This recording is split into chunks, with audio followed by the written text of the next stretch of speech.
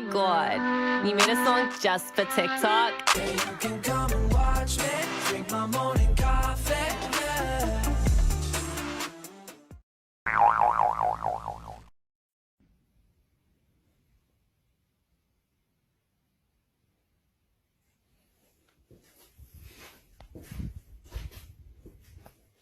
Вроде не видно. One thing about being in a corner store, you see all the hood salesmen. I gotta bring it over here. What is it? Steam cleaner and it's a vacuum. It's 2-in-1. How much you want for it? Man, give us $70 for it, bro. It's Steam fucking cleaner. almost $200. Oh my God, grab this joint. I ain't even gonna It's a hold steam you. cleaner and a vacuum. So you got the me see. vacuum and the steam cleaner. Look, Steam cleaner. And it's got the juice right here with it and the spray. $70? $70. You got it right there. What? You be telling me. I have been asked what the pettiest thing I've done, and I finally have an answer. If you're not petty, leave because you're not going to understand this, but this is the worst thing I've ever done. Basically, I was in high school by this point, but every year I go back to my old elementary school because they have a sort of fun fair where they have silent auctions, games, raffles, so they can make money for the school. So every year I go back and support the school, but really I'm just buying myself stuff. So this particular year, my mom and I go to the fun fair to put some money towards the school and go to the silent auction and buy ourselves a spa treatment and some random fancy hats. And I go to the silent auction part and I see a children's art kit and I'm like immediately, mine. I will do whatever it takes to make that art kit mine. So I write my name under the silent auction. If you don't know how silent auction works, your name has to be the last on the list with the highest bid by the time the timer ends. Like yours has to be the very last. So I write my name under the art kit. I leave, I come back, I see a 10-year-old bitch writing her name under mine. So I write my name again. I leave, I come back, I see her writing her name again. Immediately it becomes clear to me that she's my one true foe in this world and that it's the world versus me versus her. So I write my name again, and then immediately it becomes clear to her that I am her one true enemy, and we start versing off, writing our names one by one over and over again under the others. She's got her parents stationed around the gym to make sure that she knows when I write my name, but I've got my parents stationed around the gym to let me know when she writes her name. And I could have let it go, but every child has to be humbled at some point in their childhood, and I would be proud to be that person for her. So there's 5 minutes left in the auction. She's the last one with her name on the list. I wait 4 minutes and 50 seconds. Then I start writing my name as painfully slowly as possible, and she's crowded around me watching me, trying to get me to move, and I'm like, excuse me, I forgot my phone number. It's going to take a few seconds. I write my name on the list with 1 second to spare. I'm officially the winner of the art kit. This little gremlin tries to pick up the pen and write her name anyways, and I'm like, sorry, no, timer's closed. I'm a bitch. Let's skip over it. Half an hour later, my mom and I come back to hear the names read out for everyone who's won each auction item, and her name gets read for the art kit. And my mom's like, how is this possible? So we go to look at the list. She snuck into the gym after everyone had left to write her name, even though it was way past the deadline. So my mom, because she'll go to war for much less, goes up to the people who work at the auction and she's like, you can't let her into the gym to do that because it was an inside job. The people working there let her in. And then the little girl walks up to my mother with her mother at her side and goes, she hit me. She was accusing my mother of child abuse. And her mom was just watching it like, mom was like, I would never. My father is dumbfounded. My father does not know what to do for the first time in his life, but I knew what to do. Child abuse accusations in a children's school we do not attend as high schoolers and grown-ups. We got in the car and left. If you were that girl who accused my mother of child abuse to win an auction art kit, well played. Good morning, doctor. We have a new med student working with us today. Hi, I'm excited to be here. We're happy to have you. Please be nice. Of course I'll be nice. Don't let them scare you. I'm not like the other surgeons, all right? I'm really easygoing. What's the blood pressure doing? Okay, make it better, please. Can we check the blood pressure, please? The patient's moving. Why is the patient moving? Look, I only get paid to do my job. Don't expect me to do yours, too. Bed up. Bed down. Put the bed exactly where I want it, please. Reverse Trendelenburg. That's regular Trendelenburg. I need reverse Trendelenburg. Dr. Trendelenburg is rolling over in his grave right now. It's way too hot in here. Turn the temp down, please. It's not as low as it can go. Make it colder. Well, then call HVAC and tell them to make it colder. I'll tell you where the money went. Right into hospital administrators' pockets. Hey, where's the music? Let's get some music playing. Oh, turn it up. I love this song. Music's way too loud. I can't hear myself think. Okay, I'll take that instrument I like. I don't know, just hand it to me, please. Yeah, and they just keep hiring more administrators. Why are you handing me this? Yeah, I wanted it 5 minutes ago. It's useless to me now. Throw it away. Why isn't my equipment working? Why isn't this working? Okay, find someone to explain to me why this isn't working. Listen, I care about social issues. You'll understand once you start paying taxes. Who are you? Why what doesn't work? I don't even care. I don't even care. Hey, why are the drapes like this? No, the drapes were better last time. What do you mean they're different drapes? Why are we using different drapes? Is the hospital administrators? Did the administrators get to you? administrators every single time. Anesthesia. Hey, anesthesia. Oh, anesthesia. I drove the BMW in today. Something wrong with the Porsche. I don't know. Had to take it in. Hey guys, you already know what we're doing today. Time to let out the chickens. Come on, chick birds!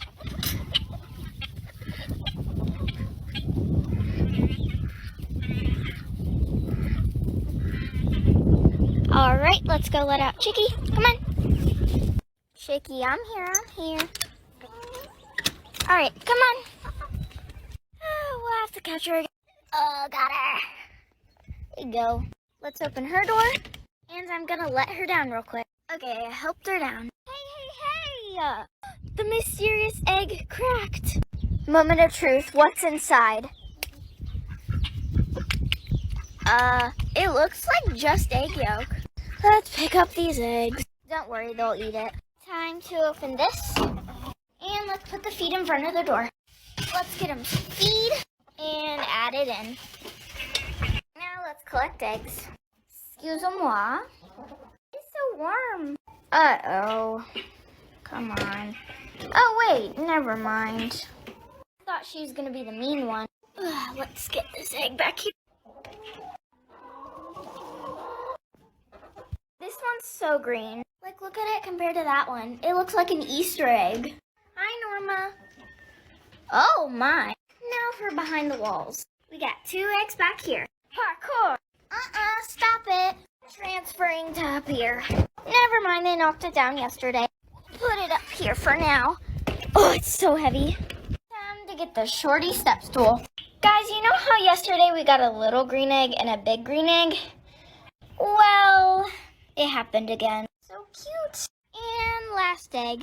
Now let's check their water. Gross. Let's go fill her up. She's a runner. She's a track star. Hello, little lady. Oh, it's so hot. Crazy hose time. It's filling. Oops. Yeah. All done. Oh, jeez. Time to carry her. And done. Now for the disabled chickens, food and water. Get the gunk out and put it in the bottom. We'll give this to the chicken. Here you go, chick birds. Why are you being so loud? All right, let's get some feed. Oh, that scared me. Let's see if Chicky laid an egg. Yep. I take that back. That's not the last egg. Bye, guys. Thanks for watching. Redditors from foreign countries, what's something us Americans aren't ready to hear? How you look at Florida is how the rest of the world looks at you. A lot of your favorite food brands make better versions of their products here. America often gets the short end of the stick. You all eat too much of sugar. Your fetishization of the military is a little weird. Seriously though, why is it so expensive to call an ambulance? Staying alive isn't something that should cost more than the person's net worth. Your education system is far worse than you think, and the state of your political climate proves it. The amount of food you waste is insane. The quality of your fast food is absolutely horrible compared to that of Canada's. I'm referring to the same chains, Burger King, McDonald's, etc. Building houses out of cardboard is a bad idea. School shootings are an almost uniquely American problem. The rest of the world are disgusted. Truly, the need for children to practice active shooter drills is an unfathomable sci-fi dystopian horror for us. Mixing different processed foods together does not make you a good cook. That the galaxy doesn't revolve around you. Yes, Africa isn't a country. You're not Italian, you're not Irish, you're just American. You're all Americans. You don't need guns to feel safe or protected. Vaccines and masks are not political. American chocolate is not remotely close as good as the chocolate the other continents have. Your tipping culture is just an excuse for companies to reduce costs and poorly pay employees. Canadians aren't super polite. We're regular polite. Y'all are just rude as fuck. My name's Gerard. Dude, Groovy Gerard, what is your question, dude? What's your favorite dinner food? Dude, it would have to be this stuff right down here, dude. The green seagrass and the green sea kelp. In fact, Gerard, dude, I eat so much of it that it gets into my body and turns me and my shell this most righteous shade of green. Well, what about you, dude? Like, what do you like to eat? I like a good turtle soup.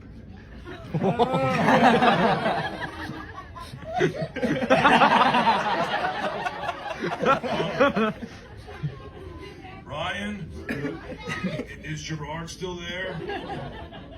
Technically, yes. Yeah, okay, hey, Gerard, if you promise not to eat turtle soup, I totally will come back out, dude. I promise I won't eat you. Okay, that's not what I said, dude. I eat those exact words. I won't eat any turtle soup. Okay, dude, okay. You had me worried there, dude. Dude, I gotta introduce you to my friends, Bruce, Chum, and Anchor, dude. They got this 12-step program of fish are friends, not food. Turtles to the addendum, dude. Well, dude, it was, kind of scary talking with you. You sound terribly wrong. Dude! How do you feel about women making the first move? It might become a necessity. In the bad old days, the rules were clear. Men were to do the courting, and women were there to be courted. Thanks to successive waves of feminist revision, society has made some dramatic changes, one of which is that it's thrown the rules of courtship out the window. By and large, society has become more sensitive to women's issues, which is ultimately a good thing, but it comes at the price of common sense and measured analysis. Pop culture is awash with films, TV shows and novels in which men pursue the women of their dreams, ultimately to begin a relationship.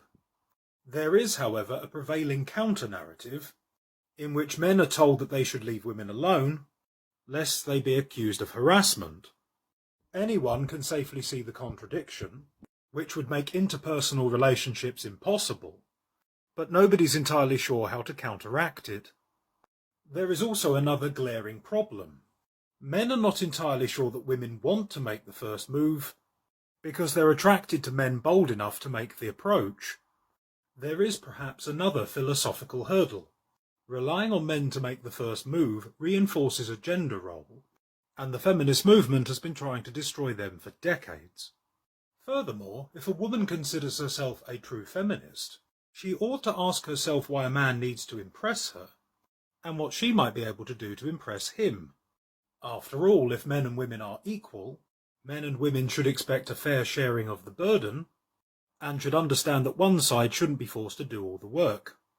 Frankly, I'm not worried about women making the first move, but I must prepare the ladies for disappointment, because there's a tragic truth that I don't think many women are prepared to hear. Because society, by and large, ignores men's issues, treating its male citizens like beasts of burden, most men are simply not accustomed to praise or emotional support. Ergo, if a man catches a woman's eye, and she goes to make the first move, he might assume that she's just making fun of him. So, in summary, we have two problems. If a man approaches a woman, he might be accused of a crime, and if a woman approaches a man, she might be accused of cruelty. How do we solve this social problem? Please tell me in the comments, because I honestly haven't a clue. What are you doing? Want to help me put an enema in my guy? Oh, well... What's wrong with you? Yeah, you okay? No, it's nothing. I'm just not good with poop. Have you ever given an enema? Of course. Once. But I got so sick after I had to check into the ER. Take him. Yep, you're coming with me. Only way to get better is to practice. Come on. Okay, Mr. Circle, I'm back with my buddy Austin here. Hi. Please help me! I'm so constipated! Austin is gonna give you an enema. We're gonna stick this tube into your rectum and pour all this fluid into you to try to soften the poop to get it moving out of you. Hopefully we could see you blow some mud so we can get you feeling better. Austin, are you ready?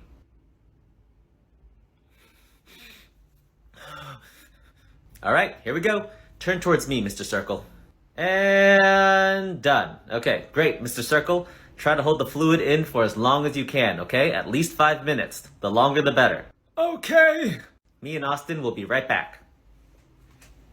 Okay, not bad. We'll give him 5 minutes and then go back in to clean him up. You mean take him to the bathroom, right? Don't we have to get him on a toilet? Oh, Mr. Circle can't walk. That chocolate soup is coming out right on the bed. We'll put a bunch of pads and sheets around him. It's not gonna get anywhere. I'm gonna go get a snack really quick. You want anything? Okay, Mr. Circle. You ready to release the Kraken?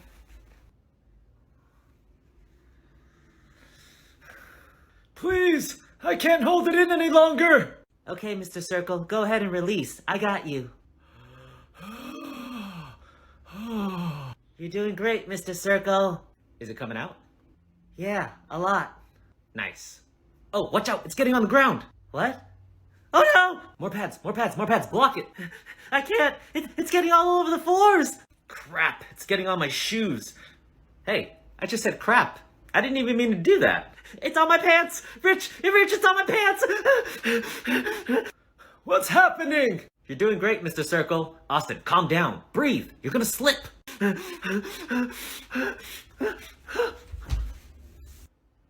Austin. Austin. Hello, my name is Ben. Hi.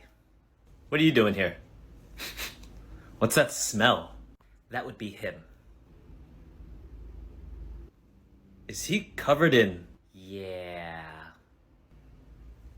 I'm good. Just check him. He hit his head.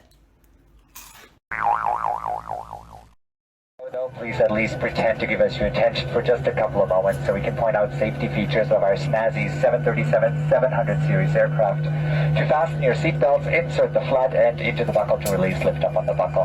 These seatbelts should be worn like J-Lo's pants, low and tight across the hips, and anytime you are seated. If you don't like our service, we do have 6 emergency exits. 2 forward exit doors, 2 overwing window exits, and 2 rear exit doors. Signs overhead and lights on the floor lead to those exits. In your seat pocket, right next to the beverage menu, is this beautifully illustrated, ravagingly interesting, multicolored safety information card. You may notice on that card, in case our flight turns into a cruise today, between here and Des Moines, we have a water evacuation. We are prepared. We have hidden under every seat a beautiful yellow life vest. Only remove it when told to do so. To remove it, pull down on the tab on the container under your seat. Take out the pouch, take out the vest, put it over your head. Wrap the black strap around your slender waist. Buckle it in front and pull to tighten. Once outside the aircraft, inflate the vest by pulling down on the red tab. If nothing happens, or you just like to do things the hard way, you can also blow into the tube at your shoulder. After that, it's kick, paddle, kick, paddle, kick, paddle all the way to shore. We will be behind you with peanuts and beer. We'd love to be able to trust you, but especially leaving Vegas, we know we can't, and that's why Lindy and Steve are coming through the cabin right now to check not only that your shoes match your outfits, but that your seatbelts are fastened. Seat backs and tray tables, they have to be raised to that most uncomfortable full upright lock position. All carry-on items must be stowed completely under the seat in front of you, leaving the area around your feet clear. This is a non-whining, non-complaining, and non-smoking flight. Smoking is not good for you. It is also not allowed on our airplanes. Never, ever, anywhere, not even in the lavatories. Federal law prohibits tampering with, disabling, or destroying any aircraft lavatory smoke detector. Federal aviation regulations require passenger compliance with lighted passenger information signs, posted placards, and crew members' instructions. Although we never anticipate a rapid change in cabin pressure, folks, if we did, we would not have shown up to work today. Should it occur, 4 beautiful golden, I can't believe it, not Buttercup look-alike designer oxygen masks will magically float down from secret hidden compartments above your head.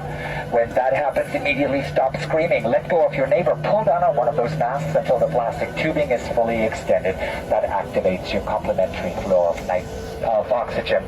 Place the mask over your nose and mouth and breathe normally. You may secure the mask with the elastic strap. Although the bag on your mask may not inflate, your neighbor's most likely will. And both of you will be receiving oxygen. Continue wearing the mask until otherwise notified by a crew member. And if you are traveling with anyone needing special assistance, a child or anyone acting like a child, untrained husband or anyone else not paying attention to us right now, please make sure to secure your own mask first.